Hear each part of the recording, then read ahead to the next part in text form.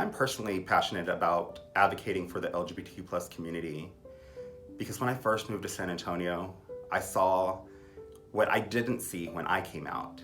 I saw some of my friends that were rejected from their family. I saw friends that came out and were not accepted. And it just was unacceptable to me that anybody would have to experience that.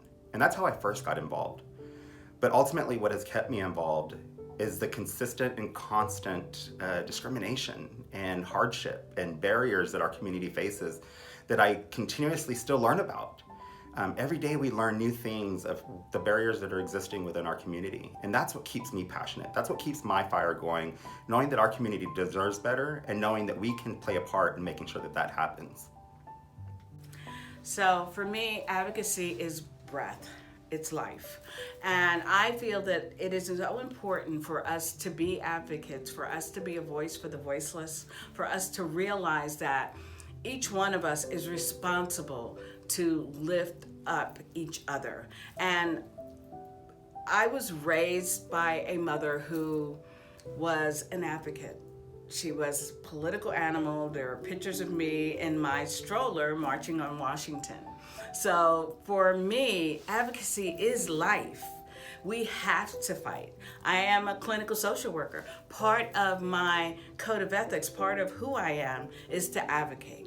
And I believe that part of what the work we do at the Pride Center is we give you a voice, whether that's to fuss about getting fired from your job or not being able to find a job because you feel like you're being discriminated against, and pointing you in a direction of people and agencies and organizations that can help you be your best you. As a queer, trans, non-binary person, I am passionate about LGBTQ plus advocacy because that's something all of us need to do, regardless of our identities. It's something that we need to have. Trans liberation is so important for everybody because once trans folks are free, we're all free from the harm that the gender binary puts onto all of us. I am not the only person affected, and neither are LGBTQ plus people. We are all harmed by the systems of oppression that say this is how you have to be, these are the stereotypes that you have to follow, when we should all just be who we are. So occasionally I get people that contact me through Facebook and they say something like, this lady called me, said my 6-year-old son thinks he's a girl, he only wants to dress as a girl, he only wants to wear makeup, right? He plays with dolls and I don't know what to do. And I said, well, ma'am, I think the most important thing you can do is to love your child unconditionally, and you need to contact the Pride Center, right? They have the resources to help you and your child, put you in touch with other parents that are going through the same thing that you're going through now, and put you in touch with parents that have gone through this 10 years ago. So you'll kind of know how your child is gonna maybe turn out, right? But love your child unconditionally because they really need it.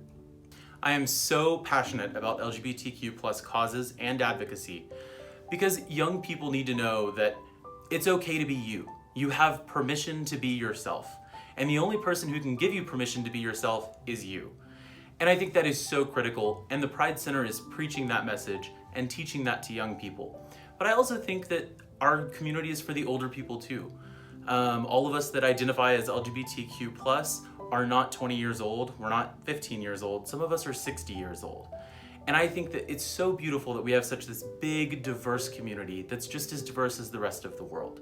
We're not limited by our age, our gender, our orientation, obviously, our socioeconomic status, our political affiliation. We are one big, diverse community, and I see us as one big family.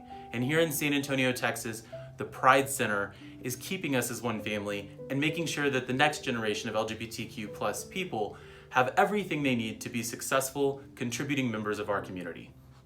I'm passionate about advocacy in this community because I'm part of this community. And I believe that as a member of the community, I have a voice. I have a very loud voice. You may not be able to hear that now, but I believe that I bring a lot to this community. I bring a lot to the movement that is so important.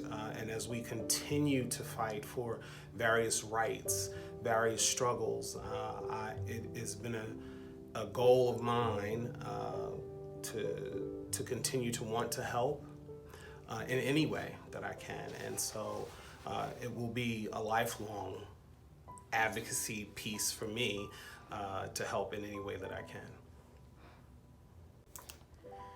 When I think about why I'm passionate about LGBTQ plus advocacy, I start by just thinking about my own story as a member of the community, as somebody trying to give back in the many ways that I've been supported as an LGBTQ plus person. I am passionate about paying it forward, about making sure that every single LGBTQ plus person, every single one, has access to support and resources and encouragement and love, just like I did in my coming out process. And so I really think that my passion for LGBTQ plus advocacy starts with myself and starts with my own story and my own experience coming out and how that was challenging and that was difficult. And I had to find other queer people and other community members to help lift me up. So I'm really trying to pay that forward, and I'm so grateful to the Pride Center and all of our amazing coworkers and volunteers and donors who've surrounded me in that support. So I really just want us to come together and make sure the rest of our community is getting that support as well.